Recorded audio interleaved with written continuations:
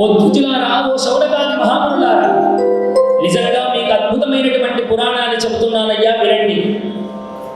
ఈ శివపురాణము చెప్పడం వలన, వినడం వలన లభించేటువంటి పుణ్యము ఇంత అంత అని నాకు చెప్పే శక్తి లేదయ్యా అన్నట్ట.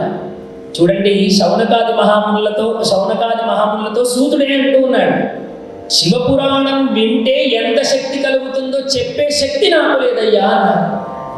అసలు ఈ పురాణం వింటే ఏమవుతుందో అది చెప్పే శక్తే నాకు లేదని సూతుడే అంటే, ఇక్కడ చెప్పడానికి కూర్చున్న నాకేం శక్తి ఉన్నది? అసలు పురాణం చెప్పగలిగే శక్తి ఉన్నదా? ఈశ్వరుడు పలికిస్తే పలకడం తప్ప.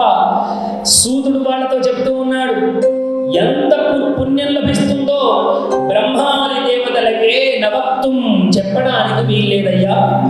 అంతేకాదు, శివపురాణములోని ఒక శ్లోకమును గాని లేదా అందులో అర్థభాగాన్ని గాని ఎవరైతే భక్తితో పఠిస్తారో ఆ వ్యక్తి క్షణకాలంలో అనేక పాపముల నుండి విముక్తుడవుతాడు.